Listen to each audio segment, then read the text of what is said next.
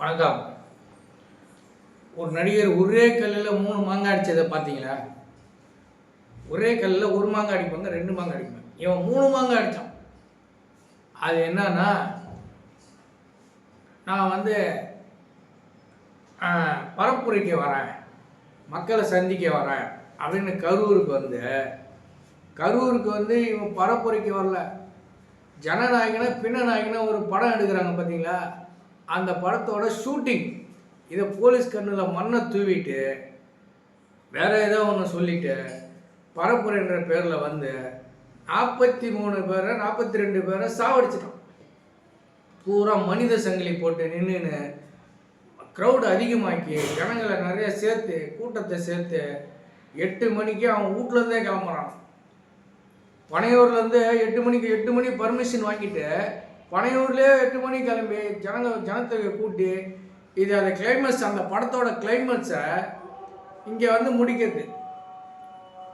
அந்த படத்தோட climax last Seenu ஒரு பாட்டை போட்டு இங்கே வந்து முடிக்கிறதுக்கோசரம் பிளான் பண்ணி போலீஸ் கண்ணில் மண்ணை தூவி இந்த ஷூட்டிங் எடுத்துருக்காங்க. 63 ட்ரோன் கேமராவை பறக்க விடுறாங்க, 5D கேமரா எல்லாம் செட் பண்ணி பறக்க விட்டு ஷூட்டிங் எடுத்துகிட்டு நேச்சராக இருக்கணும்னு ஜனங்கள்லாம் நிறைய போட்டு நசிக்காமலாம் சாவற மாதிரி எல்லாம் டூப் போட்டு எடுக்க முடியாது. நிஜமாவே சாவட்டன்னு சொல்லிட்டு நீங்கள் பார்த்தீங்கன்னா இந்த பக்கம் திரும்புவான், எல்லாம் சாவறாங்க, அண்ணான்னு கத்துறான், இங்கே பாருங்க எல்லாம் சாவறாங்கன்னு ஒருத்தன் சொல்கிறான். இவன் கண்ணாத மாதிரி திரும்பிக்கிட்டான். ஷூட்டிங், அதான் ஷூட்டிங் படம் எடுத்துருக்குறாங்க. நக்கிற கோபாலண்ணன் கண்டுபிடிச்சிடாரு. இதை படம் எடுத்து இது வந்து லாஸ்ட் சீனில் அந்த படத்தில் காமிக்கிறது.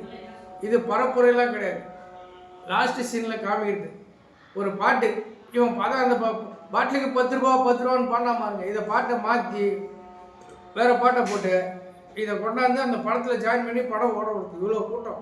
ஜனநாயகன்னா ஜனங்க நிறையா இருக்குது. இவர் நாயகன், கதாநாயகன். இவ்வளோ கூட்டத்தில் நடுவில் ஒரு நாள் இந்த முதல்வன் ஒரு படம் எடுத்தாங்க பாருங்க, அந்த மாதிரி ஒரு சீனை காமிச்சு லாஸ்ட்டாக கிளைமேக்ஸ் முடியறதுக்கோசம் இந்த படம் எடுத்துக்கிறாங்க. இந்த ஷூட்டிங் லாஸ்ட் சீன் அதான் போலீஸ் கண்ணில் மண்ணை தூவி ஒரு இழவு வீட்டுக்கு போனோம். இந்த ஆள் என்ன பண்ணால் எல்லாம் செத்துட்டு உடனே குடுக்குன்னு வீட்டுக்கு போய் பூந்துங்க ஃபுல்லாக குடிச்சிட்டு 3 நாளாக குடிச்சிட்டு போதையில் ஏந்திச்சு மேக்கப்லாம் பண்ணிக்கின்னு, சிஎம் சார் நான் இங்கே தான் இருப்பேன், என் மேலே கை வைங்க, என் ஆட்கள் மேலே கை வைக்காதீங்க. இது ஒரு டைலாக். அந்த படத்தில் ஜாயின் பண்ணுறதுக்கோசரம் ஒரு டைலாக். ஆட்கள் மேலே கை வைக்காதீங்க, முடிஞ்சால் என்ன தொட்டு பாருங்க அப்படின்னு. திரும்ப அங்கே போனோம்னா மக்கள்லாம் செருப்பு கைட்டு அடிப்பாங்க அப்படின்னு டிஜிபிட்ட 5 கோரிக்கை வச்சு ஒரு மனு மெயிலில் அனுப்பிச்சிருக்கிறான். நேராக வந்தால் காரியத்து போடுவாங்க, ஜனங்களாம் அடிச்சிடுவாங்கன்னு பயந்துன்னு மெயிலில் அனுப்பிச்சிருக்கிறான். நான் வந்து இது ஒரு ஷூட்டிங் மாதிரி. எவ்வளோ திமிரு பாருங்க, திமிரு, அகம் முடிச்சவன், ஆணவம் முடிச்சவன் இவன். நான் வந்து ட்ரெயினில் வருவான், இது ஃப்ளைட்டில் தனி விமானத்தில் வருவான், எல்லா பேரும் தனி விமானத்தில் தான் வருவான். இவன் நீ தான் தனியாக வச்சுக்கிற 200 கோடி ரூபாய்க்கு ஒன்றிய அரசு வாங்கி கொடுத்துருக்குது இவனுக்கு. இவன் கஞ்சப்பான். இவன் எங்கே வாங்குவான்?